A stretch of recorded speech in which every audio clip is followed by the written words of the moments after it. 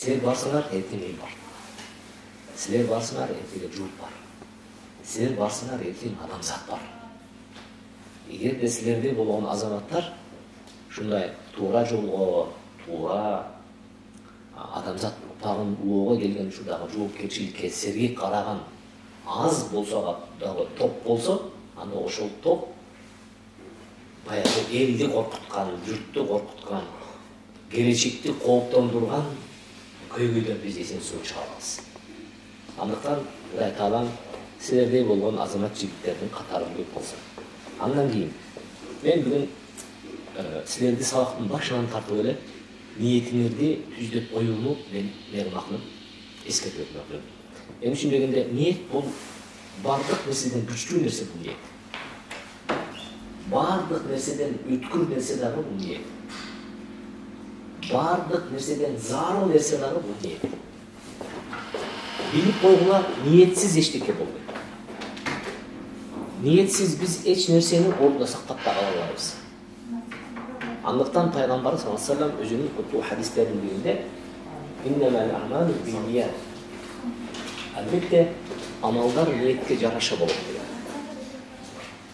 Ниеттин эгерде бүгүнкү күндөгү жашоодогу ниеттин канчалык күчтүү экендигин мен силерге көрсөткүм келсе, мен силерге жөнөкөй мисал менен түшүндүрүп берем.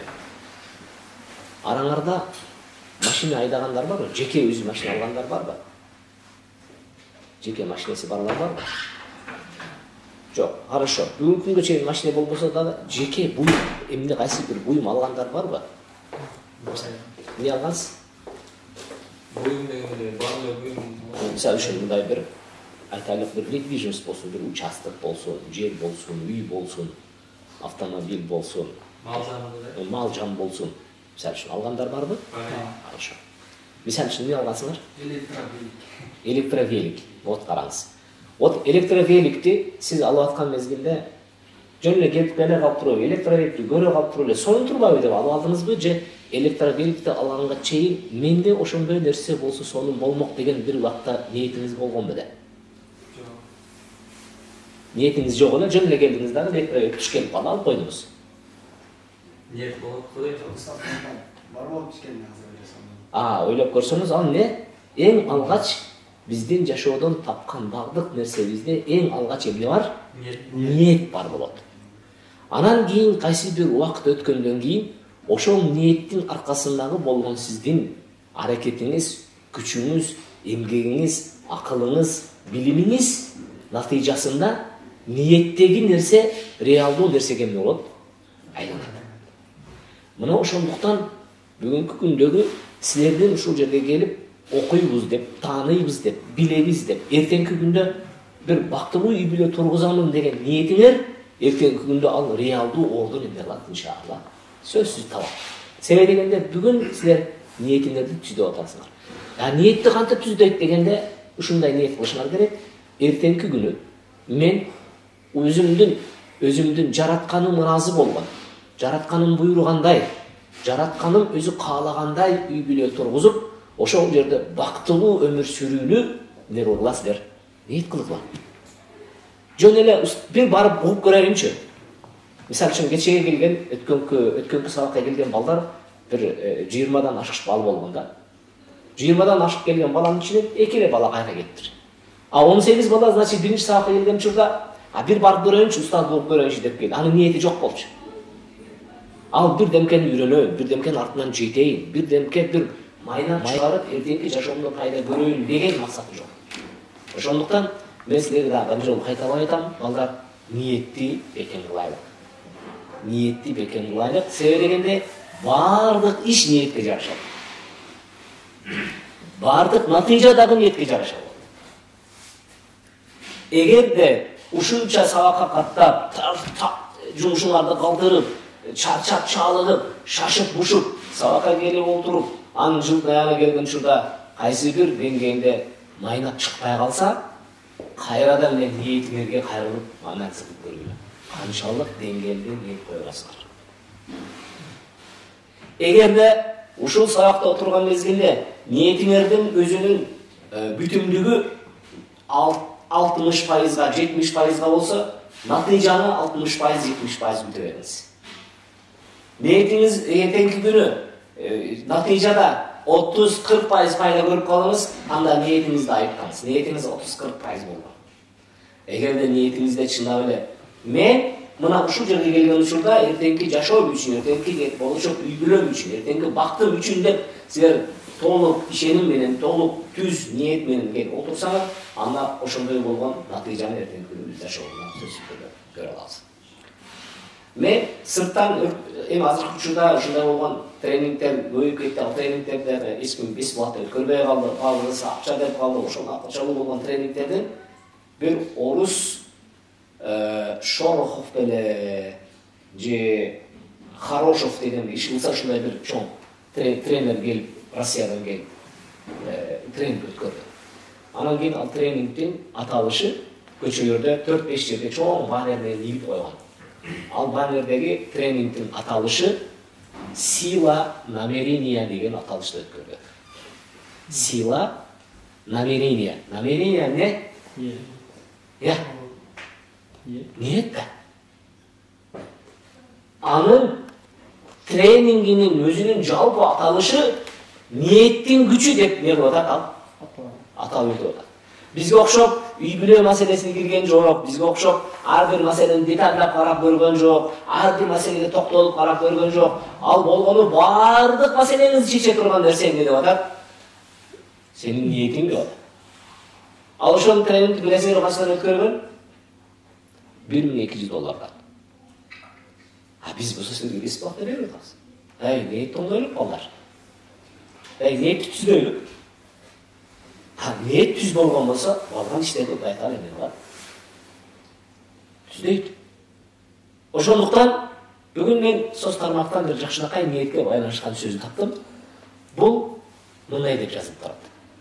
Ниетиңди оңдосоң ишиң, ишиңди оңдосоң адеп ахлагың, адеп ахлагыңды оңдосоң чөйрөң, чөйрөңдү оңдосоң жолуң, баскан жолуң оң болсо, анда билип кой, дүйнө ахиретиң жакшы жакка алынат. Туурабы жокпу? Туура. Карагыла балдар. Бардык маселенин ачкычы каякта экен? Ниетте. Албетте, кээ бирде адамдарда мындай деген бир туура эмес дагы иштерди байкап калабыз. Ал эмне дегенде, ниет кылып койдум буюрса, баары болот деп коюп жүрө берет. Ниеттин өзү натыйжага жеткиреби? Жок, биз айттык, ниет бул эмне дедик? Иштин башталышы.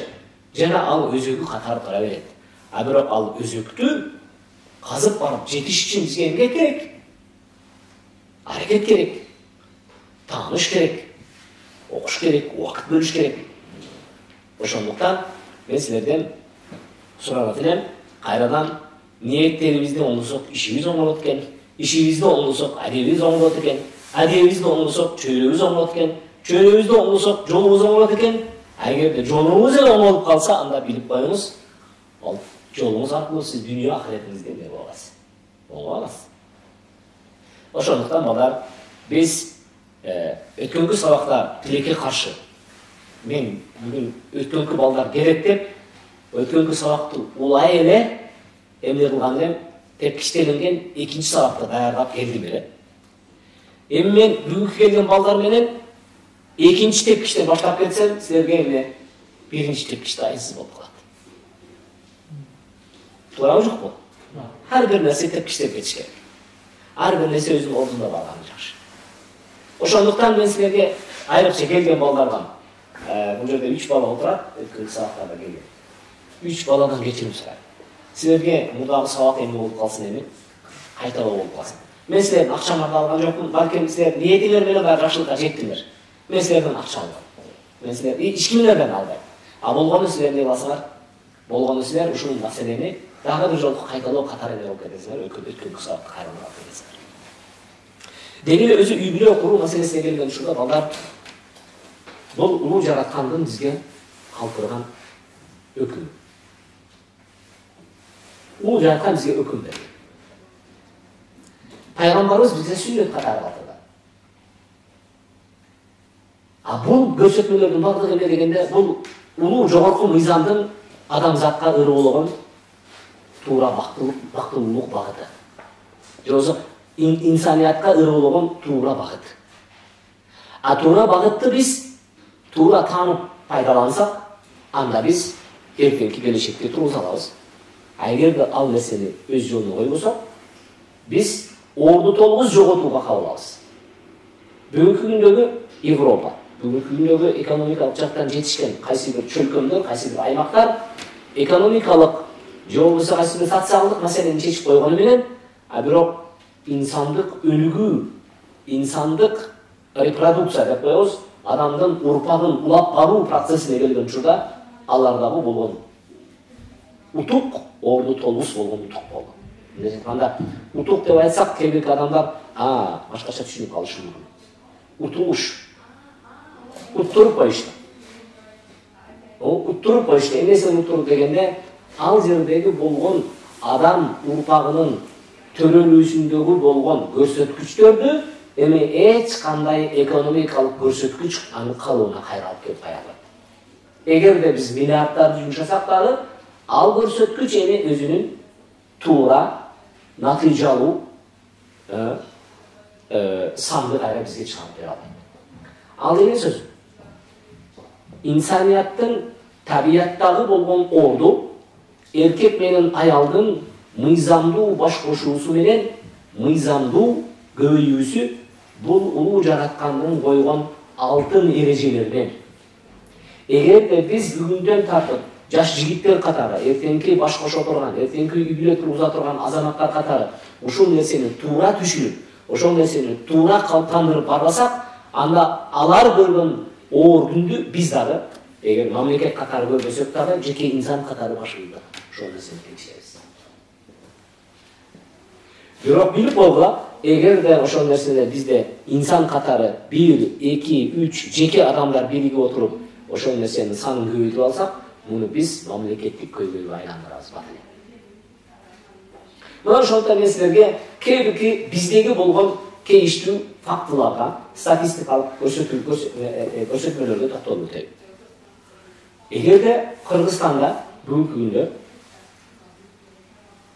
эске алып коюшу маселени эң алгач айтып өтөйм. Кыргызстанда кыргыз улутунан башка дагы бир канча улуттар жашайт.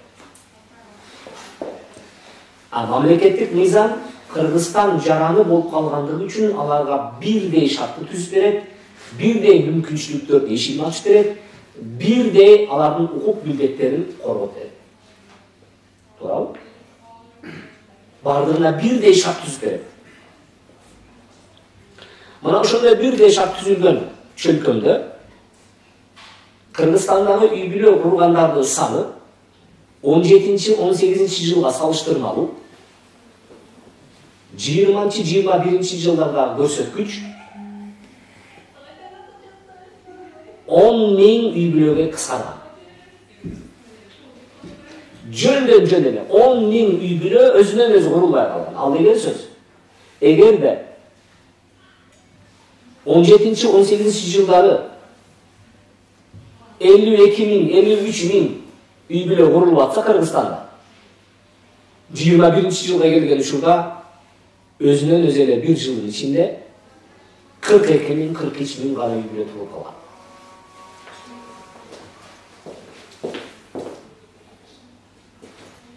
Маселени түшүнүңөрбү? Бул жөн гана үй бүлө тургузуу маселесине келгендеги көйгөй. Ал эми экинчиге келген учурда курулган үй бүлөлөрдүн, баш кошкон үй бүлөлөрдүн ажырашуу көрсөткүчүнө келген учурда, эгерде 17-18 жылдагы болгон көрсөткүчтө ар бир 6-7 үй бүлө ажырашуу менен бүтсө, ал эми 20-21 жылдары ар бир 3-4 үй бүлө ажырашуу менен. Ошондо биз тиянан үй бүлө тургузуу боюнча 10 000 жоготууга учурашат, тургузулган үй бүлөлөрдүн ажырашуусуна келген учурда биз дагы бурдага салыштырмалуу дагы 100% көп ажырашууга туш болуп атабыз. Мурда ар бир 6-чы үй бүлө ажырашуу менен бүтсө, ар бир 3-чү үй бүлө ажырашууга туш келет. Андан да кейиштүү жери. Ошол ажырашуулар баш кошоор менен кайра ажырашып кетип атабы дегенде жок. Баш кошкон менен сөзсүз түрдө же бир бала көргөндөн кийин, же 2 бала көргөндөн кийин, же 3 бала көргөндөн кийин, же 4 бала көргөндөн кийин ажырашып кетет. Бул деген сөз тирүүлөй жетимдерди пайда кылып, ортодо коомдук эмнени тирешүүнү, келишпестикти, коомдун ичиндеги болгон чоң муун менен кичине муун ортосундагы болгон ажырымды биз эмне кылып атабыз? Пайда кылып. 2000 жылдары эл аралык журналдардан мен Европадагы болгон жаш муундун өлкөдөн келип кылган талабы бул бизге пособиянын кереги жок, бизге үйдүн кереги жок, бизге билимдин кереги жок, бизге бир нерсе керек, биздин атабызды таап бер деген гана талапты коет. Ошондо Европанын жаштарынын 45% деп уктум эле. 45% деген сөз билесиңерби? Төрөлгөн наристелердин 45% өзүнүн атасын издеп жүрөт. Бирок билесиңерби, 21-жылдын сентябрь айында болгон Кыргызстандагы көрсөткүч эмнени көрсөттү? Бизде Кыргызстандагы силер менен биздин өлкөдө, кыргыздардын өлкөсүндө 21-жылдын сентябрь айында болгон көрсөткүч 49%-ды түздү. Буга көпчүлүгү ишенгиси келбейт. Сен каяктан айтасың? Сен жөн эле сөздү сүйлөп атасың. Жок, интернетке кайрылды. Бул никеден тургандан кийинкиси же? Жок, бул никеге тургандан кийин дагы, никеге турбай туруп дагы атасынын атын ала албай калган наристелердин саны. Мындайча айтканда 2021-жылдын башынан тартып, элестеткиле, 2021-жылдын январынан тартып, сентябрына чейинки болгон аралыктагы төрөлгөн наристелердин, значит 9 айда, сентябрь 9-айда турабы? 21-жылдын ичиндеги 9 айдын ичиндеги төрөлгөн жалпы наристелердин 49% өзүнүн атасынын атын ала албайт. Атасын. Почти жарымы. Ал деген сөз эртеңки күнү. Мына ошол 21-жыл, мен 22-жылдагы көрсөткүч андан жакшы болот деп айта албайм. Себеби дегенде бизде абал өзгөрүп кете элек. Бизде абал башкача бир өзгөрүп кетүүнүн кадамына бара элекпиз. Бизге окшогон кичинекей эле бир мекемелер келип жалдырап келип бекер окутуп коеюн десе дагы балдардын убактысы жок, алар эмне дей албайт. Алар үчүн башка нерсе маанилүү болот. Керек болсо бул жерде улуттун маселеси туруп атат. Керек болсо бул жерде мамлекеттин маселеси туруп атат. Керек болсо бул жерде адамзаттын маселеси туруп атат.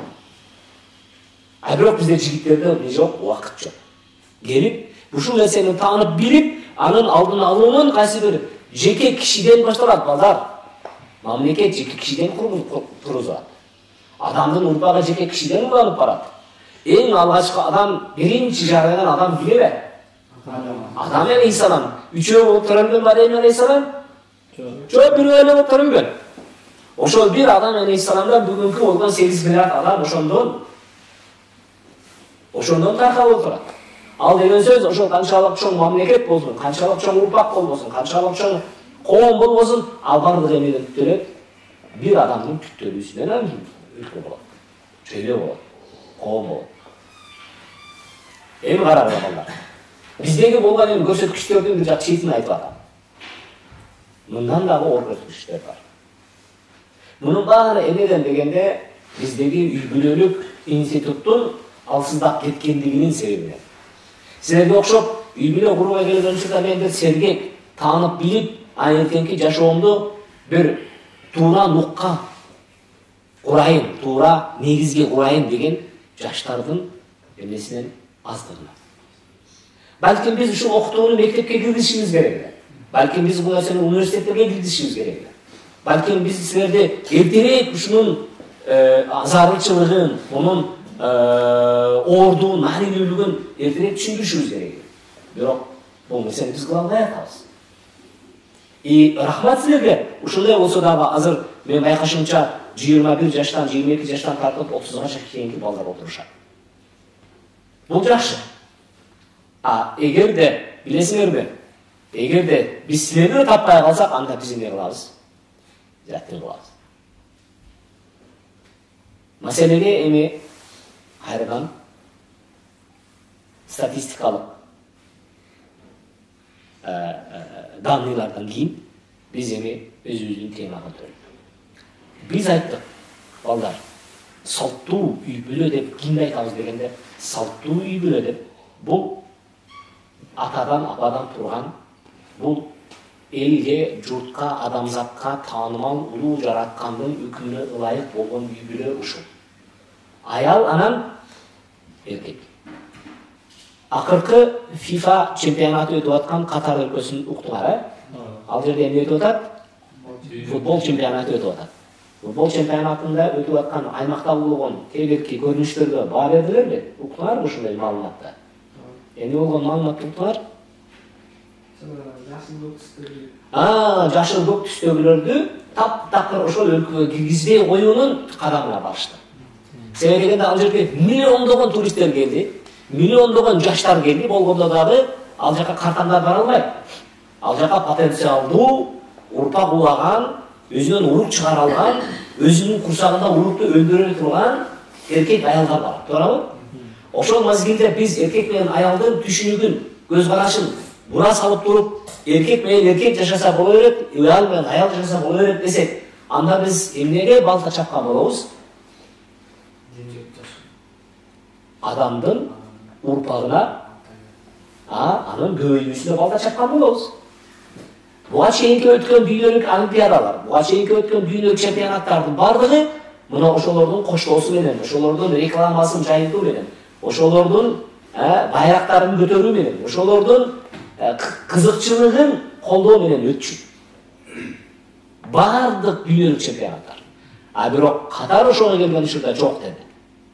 Биз эгерде спорт бул денсаулык, спорт бул күч, спорт бул адамдардын теңдиги, солидарность деп коюп, бири-бирине болгон жакындыгы, сыпайылыгы, сылыктыгы боло турган болсо, биз ошого кошулабыз. Бирок мооларга биз уруксат бербейбиз деп, алардын бирөөсүнө да уруксат бербей жок. Значит, бул маселеде биз эмне үчүн мындай болду? Биз эмне кылабыз? Намаз окуп келгенден кийин маселени улап карап көрөбүз.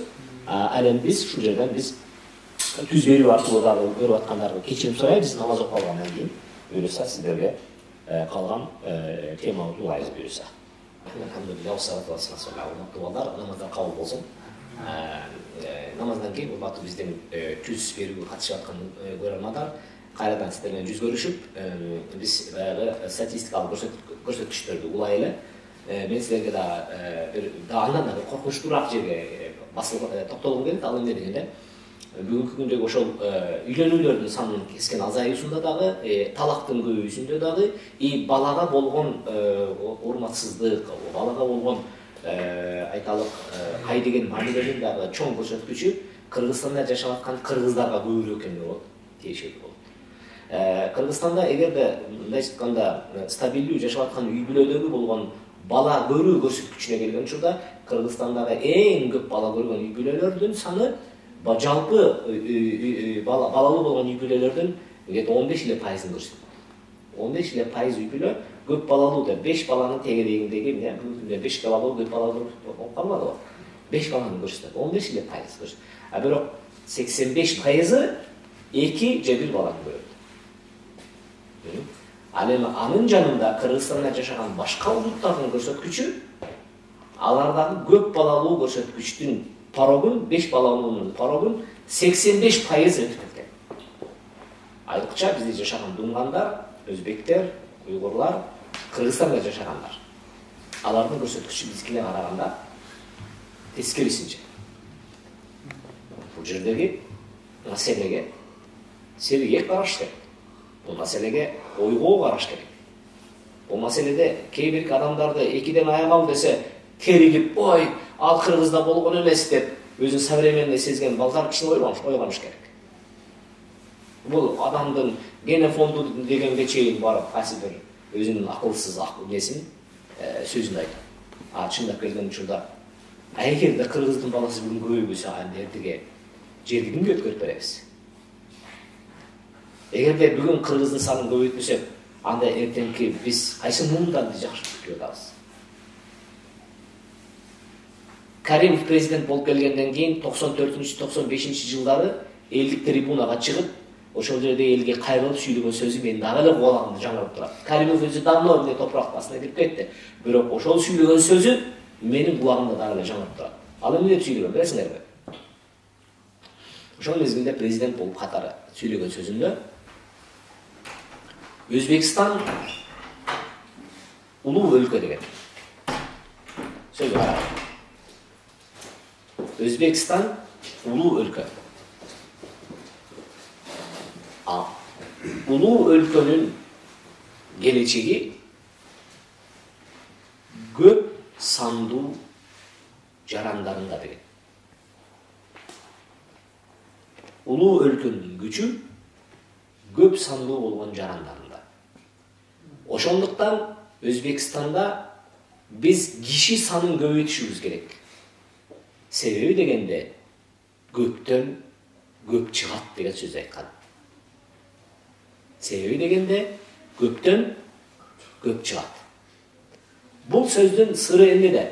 Бүгүнкү күндө биз ошол мезгилиндеги биз мурдагы СССРден айрылган мезгилде Өзбекстан где-то 6,5-7 миллион калкы менен болгон.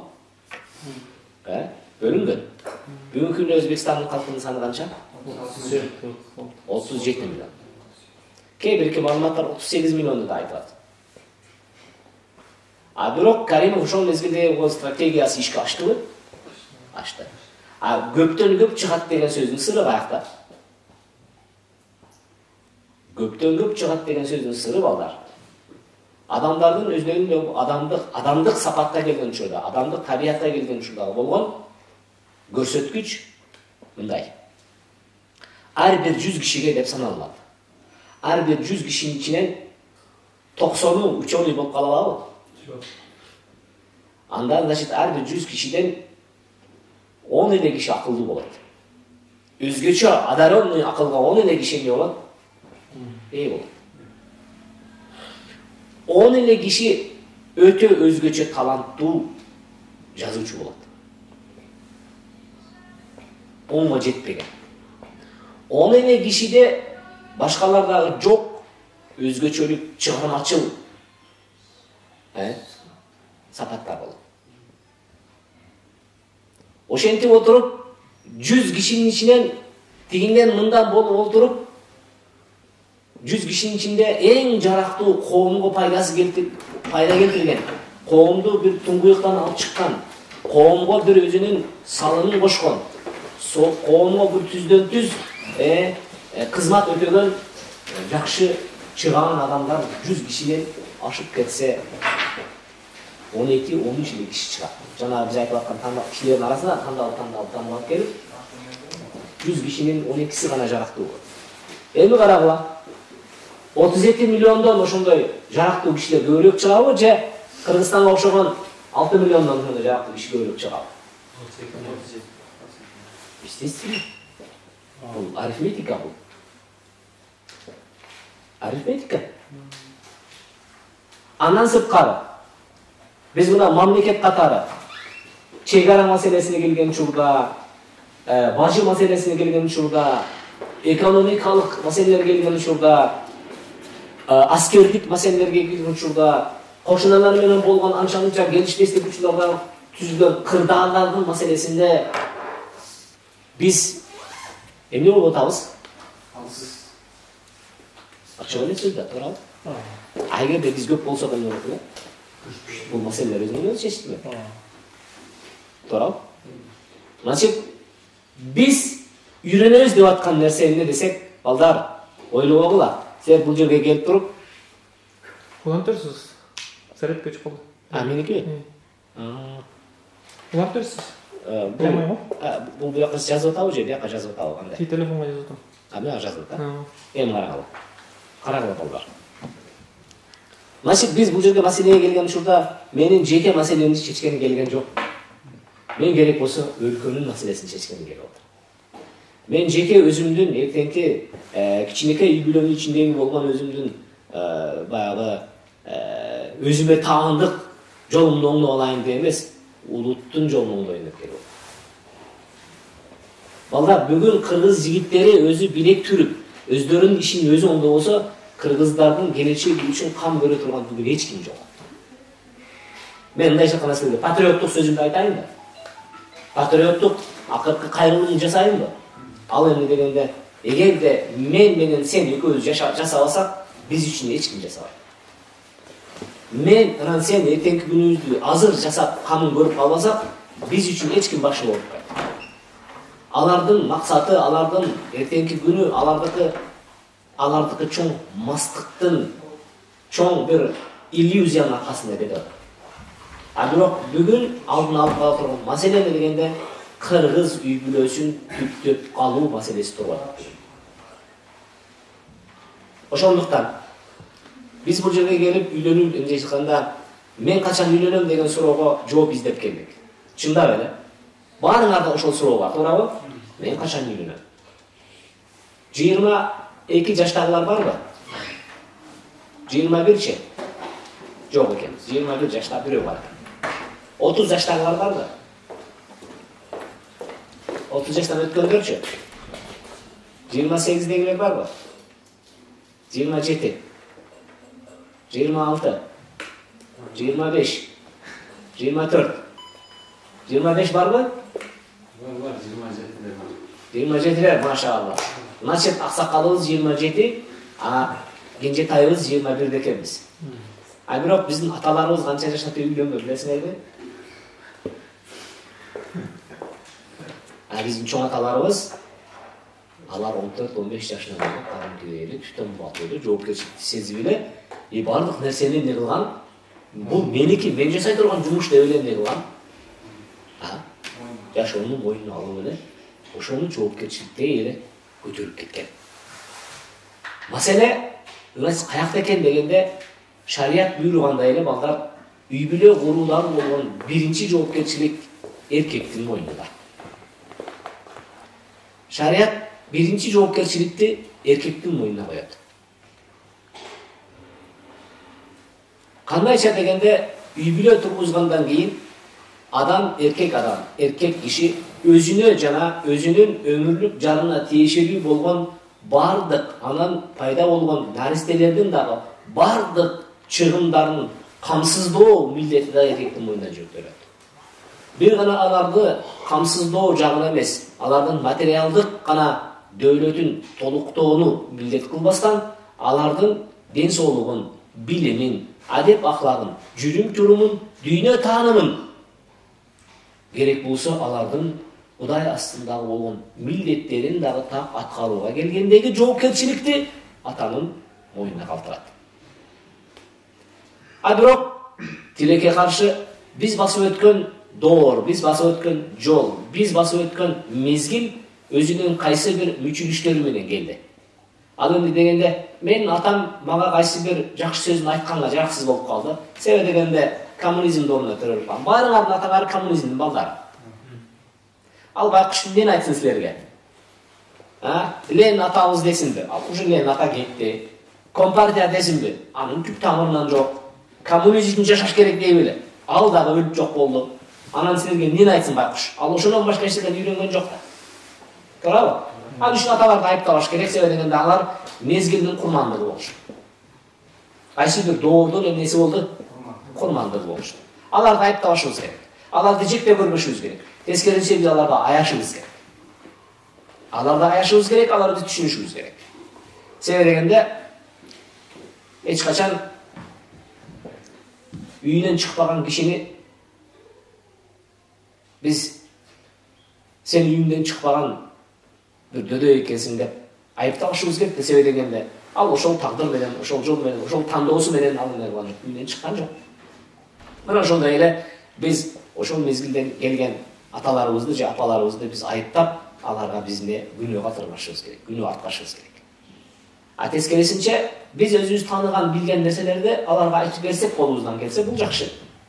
А жок дегенде алардын жетеги менен кошо жүрүп, мен өзүм үйрөнгөн нерселерди жашоом менен күзгү катары чагылдырып көрсөтүшүм керек. Ал эмне дегенде силердин эртеңки жашооңор балдар силердин өзүңөрдүн колуңарда. Силер өкмөттөн эчтеке күтпөгүлө. Билип койгула. Өкмөттөн күтпөгүлө. Силер туугандан күтпөгүлө. Силер тааныштан күтпөгүлө. Силер эми эртең Кудай Таала бир ачып экономикалык өзгөрүш болуп кетсе, Кудай жалгап жакшы жашап калатмын деп андан да үмүт кылбагыла. Силер жараткандан үмүт кылгыла. Жараткандан сурагыла, ошонун айтканын толук аткаргыла. Кудай Таала силерге өзү жардамчы болот. Себеби дегенде жер бетиндегилердин, жер үстүндөгүлөрдүн, жер астындагылардын ырыскысынын бардыгынын ээси улуу жараткан өзү. Бардыгынын кепилдигин өзү алган. Бардыгын тойгузуп, бардыгынын муктаждыгын чечип, өзү муктаждыксыз калып кеткен зат бир гана улуу жараткан.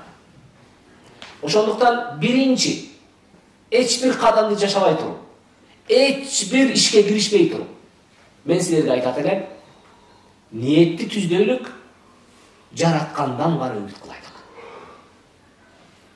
Бирок бир шарт менен. Алма түш, алма пыш, озма түш деп отурган бул биздин динибизде жок. А мечитке каттаган нерсе, бул эң жакшы нерсе. Ошол бышкан алманы жакындаткан. Ошол алманы жакындатканда дагы сапаттуусун алып келген.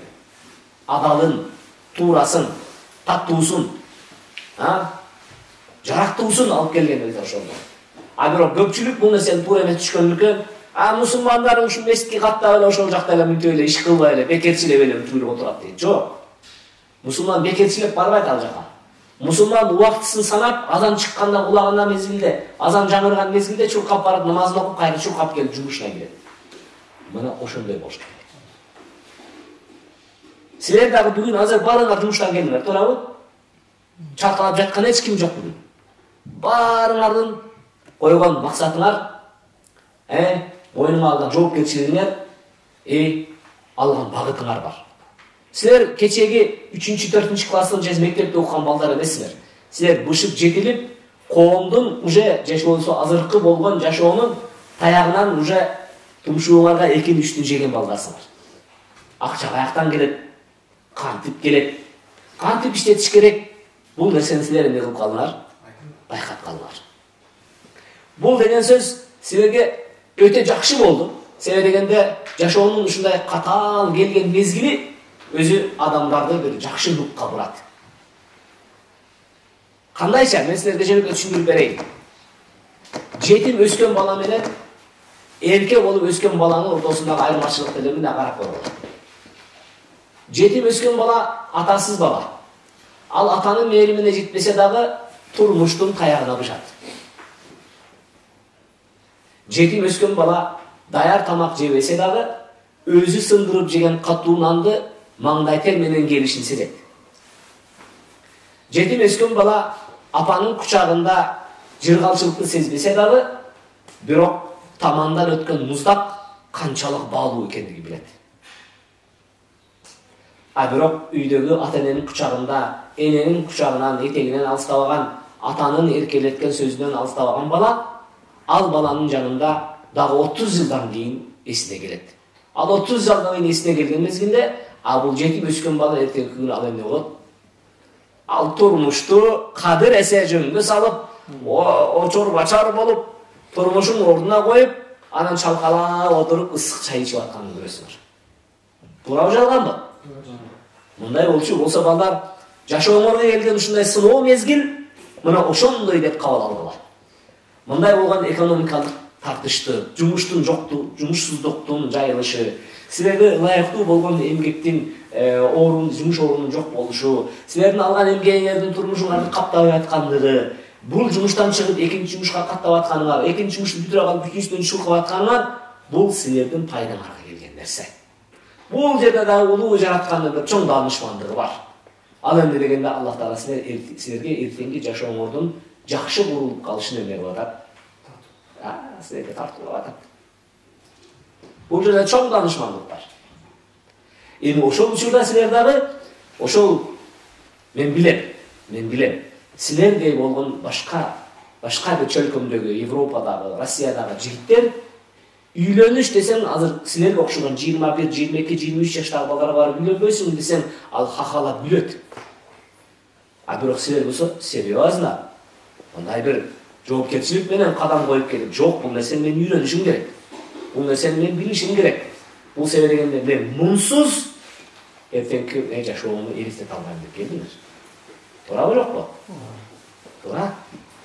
Анда эмесе балдар, бул силердин жоопкерчилигиңердеги маселе. Значит, силерди бул жака эмне тартып келди дегенде, биринчи жашоодогу болгон зарылчылык, экинчиден ошол зарылчылыкты өтөөдөгү болгон жоопкерчилик алып келди силерди бул жака. Эми зарылчылык жөн эле өтүп кетеби дегенде жок. Зарылчылык өзүнүн талаптары, шарттары менен келет, жөн эле келбейт. Бирөө сизге келип эле, мен сага тие калайын дейби? Жок. Андай адам жок, арзан адам жок. Бирөө келип келе калып эле, сенин бардык шартың макулмун, эптеп эле мага күйөө болуп калчы дейби? Жок. Болсо дагы алар эртеге жаратылуу адам болуп бербейт. Ошондуктан силер бүгүнкү турган зарылчылыгыңардын алып келген шарттарына ылайык болушуңар керек. Ал эмне дегенде, ошол зарылчылык өзүнүн талап шартын коюп келет. Ал талап шарттардын биринчисин биз жогору жакта айттык, ал жоопкерчилик. Үйдүн кожоюну катары, үйдүн ээси катары, үйдүн атасы катары, үйдүн ажоосу катары, ажо катары сезгиле өзүңөрдү. Өзүңөрдү ажо деп эсептегиле бүгүн. Мен эртеңки курулган кичинекей мамлекеттин ажоосу менмин. Мага жанагындай болгон жылдыз, көк жылдыздар тагылат деп билгиле. Инаугурация силерге жасалат. Аялыңарга инаугурация жасалбайт. А эгерде кокустан инаугурацияны адашып аялыңарга жасалып калган болсо, анда өмүр бою өзүңөргө эмне кылгыла? Крест койгула. Бул мамлекет болуп жаратпайт. Бул мамлекет болуп жаратпайт. Ошондуктан бул жаратып аткан мезгилде эркек менен аялдын табиятын, алардын мүмкүнчүлүктөрүн, аларда болгон өзгөчөлүктөрдү бири-биринен айырмалап жараткан. Ошол айырмачылыкка жараша анан жоопкерчилик милдеттерди жүктөгөн. Анын артынан келип биз билебиз, үй бүлө жоопкерчилигинин, анын камсыздоо жоопкерчилиги, алардын ден соолугунун, алардын адеп ахлагынын, алардын илим билиминин, алардын дүйнө таанымысын, алардын улуу жаратканга болгон ишенимине чейинки болгон жоопкерчилик эркектин мойнуна калтырылат. Дагы пайгамбар саллаллаху алейхи вассалам айтат, эгерде кайсы бир аял окустан дозокко кириптер болсо, анда ал ошол дозокко биринчилерден жетелей турган киши атасы болот деген. Билип койгула. Эмнеге дегенде, мына ошол кыздын тарбиясы дагы атанын жоопкерчилигинде. Кыздын кантип түктөлүүсү, кантип жетилүүсү, кантип эртеңки күнү турмушка чыгып, кантип эртеңки урпакты улап кете турган жарактуу эркекке узатылып, колуна жетүүсүнө чейинки жоопкерчилик атанын мойнунда калат. Бул учурда мынчалык жоопкерчиликти, мынчалык түйшүктү мен эми кантип өтөйм? Чындап эле сен оор болуп калдыңбы? Сен ойлоп аткансыңар, эртеңки күнү мага бирөө bir жылдызыма, маңдайыма жылдызы туш келген, болбосо маңдайыма Кудай Таала жазган туш келип калса, мен ошо менен үйлөнөм да, бардыгы тагдырдан деп жүрөт элем, туурабы? Ансыз деле мен соцсетке, кээ бирки Инстаграмда, болбосо ТикТокко ушул тууралуу кыздардын кандай эркектерге кол сунарын, кандай эркектерге макулдугун берери жөнүндө сөз кылып, эй кыздарым, ыймандууга гана макул дегиле, адептүүгө гана макул дегиле, эмгекчил, тырышчаак, тынбаган, жоктон дагы барыт кылып тапкан аракетчилге турмушка чыккыла десем, ал жердеги уккан биздин көрөрмандарыбыз, айта бересиң кечкеле ушинтип, ал тагдырдагысын табат деп атат. Тагдырдагысын, ошол сен аракет кылгандан кийин тагдырдагын табасың.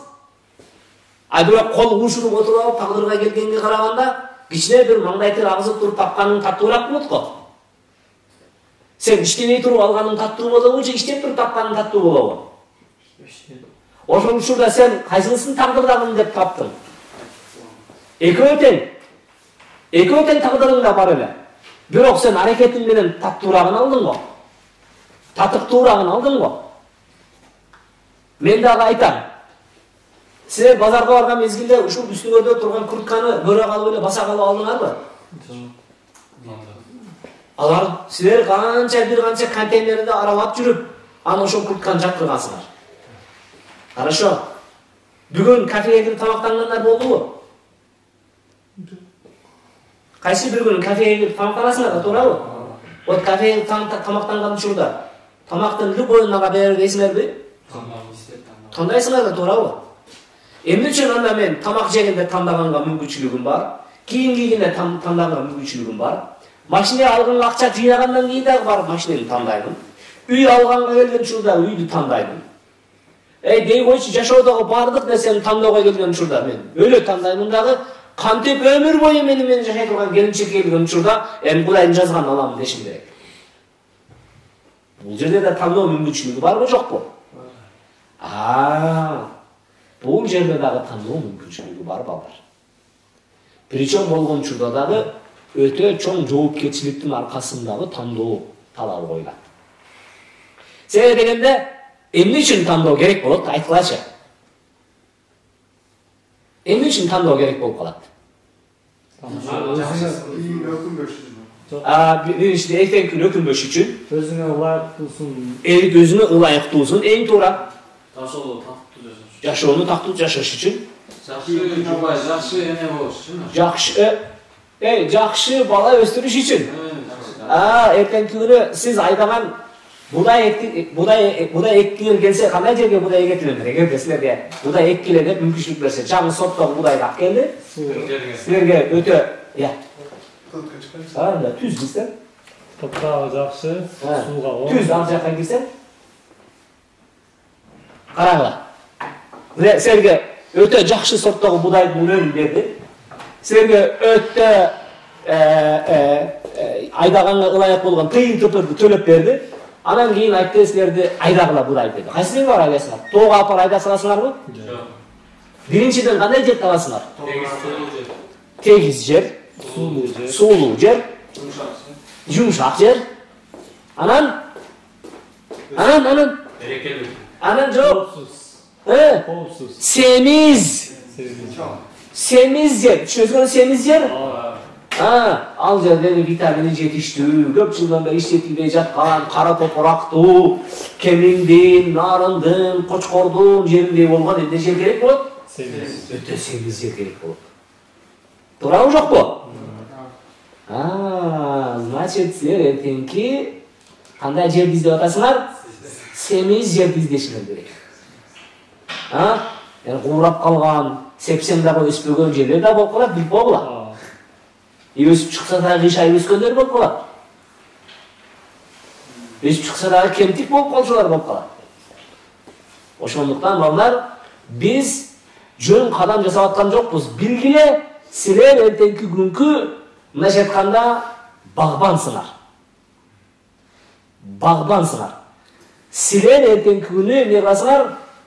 Чоң нөмөлүү дарак сайышыңар керек. Ал даракты өстүргөн ким болот? Багбанчы. Аяры болот. Багбанчы болбойт. Сиз алган жер болот. Сиз багбансыз. Багбан болгону карайт. Суусун алып келет, конфетин, шубасын, туфлисин, кери эне чыгып туруп, не кыласыз? Ал жерде алып барып туруп, не кыласыз? Такты айландырып коебуз. Анан барып көңүлүн көтөрүп, гүл алып берип коебуз. Мороженое алып келип коебуз. Анан жер эми урут сүйүнөт. Ал жер анан кийин сиздин карооңузга, сугарганыңызга, бакканыңызга жараша анан гүлүн ачып берет. Мөмөсүн төгүп берет. Келиштикпи? Бул учурда билишиңер керек балдар, бул силердин алып аткан багытыңардагы жоопкерчиликтин оодун гана көрсөтүп атам. Ал эми жоопкерчиликке кирүүгөдөгү болгон нерсе Эми мындай да болуп калат. Өзү эң акыркы сорт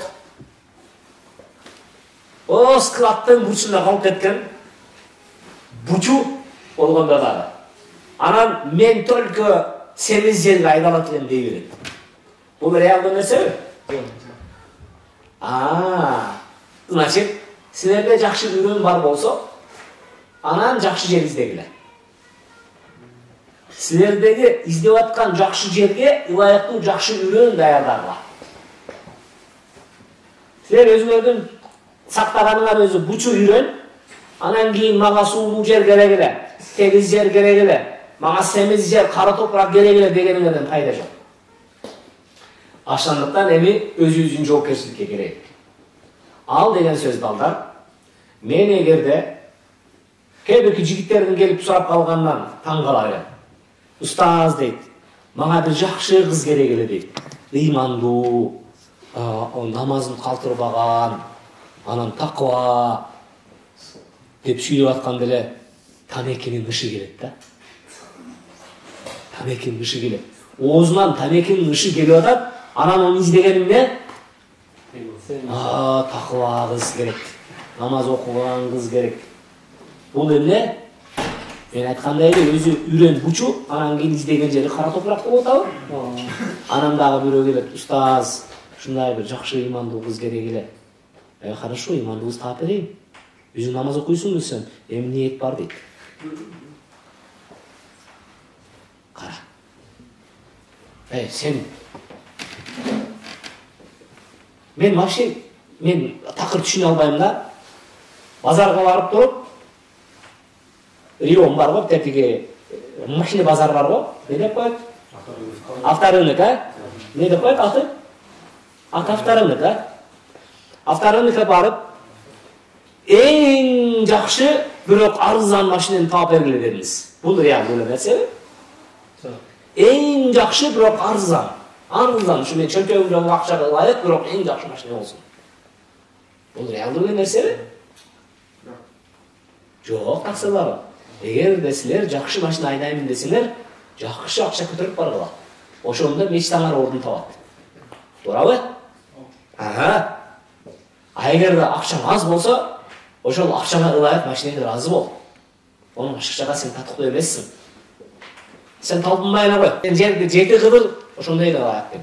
Сен оңго солго басып секирип жүрөсүңбү, ошондой эле катын деп. Сен өзүң мыкты жигитсиңби, анда сага мыкты кыз келет. Сен деген сен ошого ылайыксың. Эч качан мүмкүн эмес. Мен чоң машина айдагым келет. Чтоб самый главный бага повороттордо ыкчам бурула турган стоянкага киргенде оңгайлуу болсун десем, ал акылга сыябы?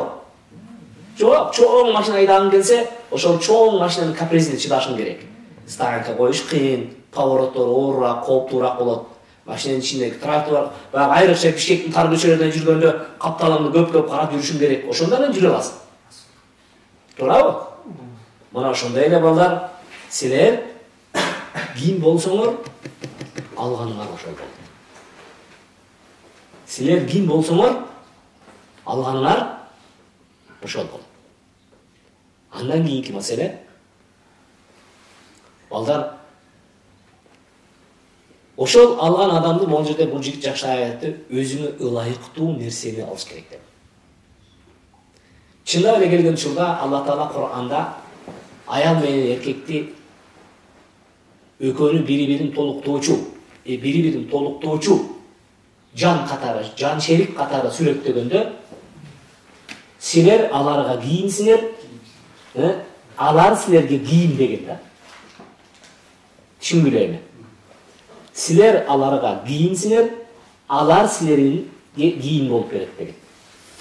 Алла Тааланын бул сөзүндө кийим деген учурда, балдар мен жогору жакта силерге айттым, базарга барганыңарда биринчи эле көргөн куртка аябай өңү түсү жагып, анын бычымы жакса дагы, бирок аны кийип көргөн мезгилде мынандай келип калса, аласыңарбы? Жок. Эгер да мынандай келип калса, тоже албайсыңар. Кээ бирки ушундай бир кийимдер болуп калат, анын өңү да жагы, бычымы дагы, түсү дагы, анын келишими дагы, ушунча жагат, Кийгениңде ушу сен үчүн тигилип калгандай болот. Туурабы? Кандай жакшы көрүп кийесиңер ошол кийимди, билесиңерби? Сүйүп кийесиңерби? Куртка болобу, ботинка болобу, костюм болобу, айрыкча костюм. Айрыкча костюм. Бул деген сөз бул деликатный кийим, туурабы костюм? Аны менен тойго чыгасыңар, элдин алдына чыгасыңар, аны менен көпчүлүктүн астында ошо костюм менен чыгасыңар да. Ошол мезгилде баягы силерге ушундай силер үчүн тигилгендей отурган костюм силердин эң сүйгөн кийимиңер болот, туурабы? Жанга жакын болот. Улуу жараткан дагы аялыңар силер үчүн кийимиңер болот. Силер аялың үчүн кийимиңер болот деген сөзү. Мына ошентип бизде сырттан болгон, көздөр үчүн болгон биздин айыбыбызды жашырган, биздин кемчилигибизди жашырган, биздеги болгон анча-мынча өмпөк-төмпөктөрдү көрсөтпөй турган, бизде анча-мынча сөөгүмдүн ичкелигин, курсагымдын чоңдугун билдирбей турган эмне болот балдар? Кийим болгондой эле мен дагы баш кошкондон кийин мендеги болгон инсандык кемчиликтерди, мендеги болгон дин жашоосундагы, инсандык жашоомдогу, адамдык жашоомдогу, өзүмдүн пенделик жашоомдогу болгон кемчиликтерди жашырып, аны көрсөтпөй турган ким болот экен? Менин аялым болот экен. Ошондой эле айылымдагы болгон кемчиликтерди мен көрсөм дагы, аны көчөгө чыгарбастан, ошол жерде көрсөтпөй жаап, жашырып, ал нерсени дагы кийим катары үстүнөн жаап турган мен болот экен. Ошондуктан аябай жакшы мисал келтирди, жооп берди биздин тууганыбыз. Бизге өзүбүзгө чак келген, туура келген нерсени алышыбыз керек болот. Ал эмне дегенде кыргыз тилинде айткандай эле тең-теңи менен тезек кабы менен деген. Тең-теңи менен тезек кабы менен деген сөз балдар демейде жашоодо биз көрүп эле келебиз. Адамдардын арасында кээ бирки аялдарды көрсөң ушунчалык жанында туруп чыдай албайсың, а бирок анын күйөөсү кадимки эле жыргап ал үчүн жашоом де. Малина. Себеби дегенде ал ошого ылайык эркек. Ага биз эч демейбиз, аны айыптабайбыз дагы. Анын жашоосу жакшынакай. Ал жашоо жаман жашоо деп айтканга да болбойт, себеби дегенде ал сезип аткан жашоонун даамын мен билбейм. Туурабы?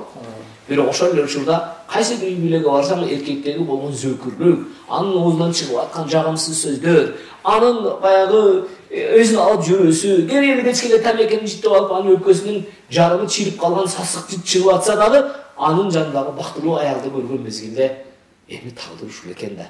Карачы өзүнүн Кудай Тааланын чеберчилигин, өзүнүн шеригин таап, ошого дагы макул болуп, ыраазы жашоосун үйрөнүп кечирип атат. Туурабы, туура эмеспи? Эми карап көргүлө, жашоо ушундай боло турган болсо, анда жашоонун оңу дагы, солу дагы окшош турбайбы деген жыйынтыкка келсек болобу? Жок балдар. Жашоонун оңу дагы, солу дагы болгону менен биз жашоонун оңун ыктыяр кылып бара беришибиз керек. Оңун издеп бара беришибиз керек, жашоонун оңун эңсеп бара беришибиз керек. Себеби дегенде биз сөздүн башында айттык, бардык нерсе ниетке жараша ордун табат дедик. Бардык нерсе ниетке жараша ордун табат дедик. Андыктан биз бүгүнкү алып аткан сабагыбыздан мен силерге эсиңизге салып өтөйүн. Эң алгычкы нерсе, бул ишке кадам коердогу эң жоопкерчиликтүү нерсе бул ниетти эмне кылуу экен? Түздөө. Ниетти бекемдөө, ниетти оңдоо экен, туурабы? Экинчиси жоопкерчиликти сезүү, жоопкерчиликти туя билүү. Үчүнчүсү ошол жоопкерчиликти ишке ашыруудагы болгон аракет. Ал эми аракетке келген учурдагы болгон мендеги болгон тандоо бул улуу жараткан менин колума калтырган мүмкүнчүлүк. Элестетип көрөсүңөрбү? Улуу жараткан силерге өкүм кылды дагы, мен жазгандыгын аласың деп койду. Маңдайыңа келген бир макопес болуп калды. Аласыңбы ошону? Ыраазы болосуңбу ошол нерсеге? Албетте эч ким ыраазы болбойт. Ошондуктан улуу жараткандан калган бул мүмкүнчүлүк катары биз туура пайдаланышыбыз керек. Туурабы жокпу? Анда эмесе мына ошол тандоого келген учурда көпчүлүк учурда адамдардын баягы стереотиптик көз карашта эми маңдайыңа жазганын аласың да, маңдайыңа жазганын тийесиң да деген нерсе калыптанып калгандыктан биз сүйлөп аткан сөздөр көпчүлүк адамдарга бир аз кабылдоого оор болуп калышы мүмкүн. Мен ишенип эле турам, биздин көрөрмандардын арасында кээ бир ушул нерсе сөздөрүбүздү кабылдай албай турган адамдар болушумдур. Кайсы жагына келген учурда, мен силер тандагыла десем, эмне тандагыдай адамдар мал беле деп ойлошу мүмкүн. Жок, алар адам ошон үчүн тандагат. Мал болсо эчтеке эмес эле, мен эртең күнү сатып берген эле болот эле. Туурабы? Эч болбой калса союп салганга болот эле. Биз ошондой эле кылабыз да, туурабы? Bir mal satıp gelsek torpaq muzo. Жакпай калса атаң көрө, семизди союп салакчы дейбиз, туурабы? Муну союп салганга болобу? Сатып бергенгечи. Бул сенин өмүр шерегиң. Муну сатып да ала албайсың. Сатып да жибере албайсың. Болду сенин баягы төрөлдүм калдым балеге, дагы эмне деген сөз бар? Turmuşun eşek araba, tuğuldum kaldım baleye. Turmuşun eşek araba, turmuşta tuğuldum kaldım baleye деген. Мындай кылбашыбыз керек балдар. Жараткан бизге эмне акыл берди? Жараткан бизге эмне тандоо укугун берди? Жараткан бизге эмне үчүн аракет кылсаң ошого жараша берекет берем деп атат. Эмнеге? Значит, татыктуу жашоого ар бир адам укуктуу. Бактылуу жашоого ар бир адам укуктуу. Татыктуу жашоого даже милдеттүү десек болот. Себеби дегенде Алла Таала Кур'анда "Инналлаха ла югаййиру ма биқавмин хатта югаййиру ма би анфусихим." Алла Таала эч бир коомду, эч бир адамды өзгөртүп койбойт, качан ошол адам, ошол коом өзүндөгү нерсени өзгөртмөйүнчө деген. Эгерде сен өзгөрбөйсүңбү, эртең менен турбайсыңбы сен? Сен ошол эртең менен турбай жүргөндүгүң менен сен өзүңдүн жашооңду эмне кылып атасың? Талкалап атасың. Сен окуганды жаман көрөсүңбү? Университетке каттаганды, библиотекада отурганды, китеп ачканды, бир демкени салыштырып, изилдеп, карап, муну менен муну деп ошол нерсени зерикип кетесиңби? Анда сен өзүңдүн жаман жашоону тандап атасың. Сен эмгек кылганды жаман көрөсүңбү? Эртеден кечке чейин тердеп иштегенди жаман көрөсүң. Сен өзүң үчүн жашоону эмне кылып атасың? Жаманын тандап атасың. Жашоонун жаманын тандап атасың. Себеби дегенде балдар баягы асмандан даяр бышып калган окат аш. Бул атам заманда пайгамбарларга эле түшкөн бир эме болгон. Алардын пайгамбарлыгын аныктай турган Кудай Тааланын эле бир ырайымы болгон. Анын башка эч кимге асмандан даяр окат түшпөйт. Бик болгон. Бүгүнкү күндө кандай тренингге барбагыла, кандай бир бизнес тренингтерге катышпагыла, кандай бир өзгөчө окутууларга кирбегиле чоң-чоң акчалар төлөп, ал жердегилер кайра эле келип туруп, алар силерди көйгөйдүн, маселенин бардыгы өзүңөрдө жатканын көрсөтүп берет. Сен өзүң аракет кыл, сен өзүң иште, анан сен жакшы бачы этесиң. Биздин көпчүлүк жаштарыбыз бүгүнкү күндө Россияга иштегени барып атат. Россияга барган мезгилде кычыраган кышта саат 6-да жумуш ордунда болуп калат. Келени кечке саат 6-га чейин тынбай иштеш керек болуп калат. Эгерде Кыргызстанда деле саат 6-дан тартып 6-га чейин иштегин, сага деле ошончолук жакшылык келет. Сага ошончолук акча пайда болот ушул жерде. Мындай деген мыйзам жок. Акча жалаң гана Россияда бар, аны Кыргызстанда жок деген эреже жок. Жашоо жалаң гана Россияда, аны Кыргызстанда жашоо жок деген эреже жок. Эреже бирөө гана. Ким аракет кылса, ошого Алла берекет берет. Экинчиден, мен силерге айттым, что базарга барып өзүңөргө ылайыктуу кийим алыш үчүн өзүңөрдүн эмнеге ишенер керек? Расмеден элиш керек. Мен киммин өзү деп. Туурабы? Значит, эртеңки болочок такнакай келинчегиңерди тандаардан мурда, таанырдан мурда биринчи өзүңөрдү таанып. Мен киммин? Ким менен суперменминби? Же кыргыздын жигитиминби? Же кыргыз эмес, же орус эмес, ортодо калган бирөөмүнбү? Дегене менин дүйнө таанымым кандай? Менде бир кайсы принциптер барбы өзү? Же болгон эминде бир принцип, мага мощный катын керек, бүт андан башка принцип жокпу менде. Вот маселенин өзү каякта жатат. Мен эгерде өзүмө жакшы жар издесем, эң алгач ошол жакшы жар кимге тандалып атат? Талапқа жооп бериш керек. Жок. Мен өзүмдү биринчи таанышым керек. Мен өзүмө мындай күзгүдөн карашым керек. Карагыла, мен киммин деген суроону бергиле өзүңөргө. Мен киммин? Мен хорошо. Улут жагына келген учурда кыргызмын. Туурабы? Хорошо. Кыргыз болгон учурда канчалык кыргызмын? Мен кыргыз болгонума арданамбы? Же сыймыктанамбы? Хорошо. Мен кыргыз болгон учурда атым эле кыргызмынбы, же чын эле кыргызмынбы? Хорошо. Мен же кыргыз эмес же орус эмесминби? Же мен кыргыз болгондон кийин кыргыз үчүн барына даярмынбы? Кыргыздын бардык талабына жооп бергенге, анын мүдөөсүнө, анын талабына жооп бергенге тигинен туруп бере аламбы? Мисалга да. Экинчиден, силер өзүңөрдү ким деп санайсыңар? Кыргыз болдуңар, хорошо. Дагы ким деп санайсыңар? Эркек. Эркек. Эркек. Вот эркек болгон учурда мен атымын эркекпи, же мен чындап эле эркектей сапаттайбынбы? Айтылган сөзүм сөздөй, убадам убададай, алып жүргөнүм дагы эркектей, шалпактап, ака бир карап күлүп, буга бир карап күлүп, мунуга тийишип өтүп, муну бар чымчып, муну бар кытылап коюп, ушундай кылып жүрөмүн. Эркек ошондойбу?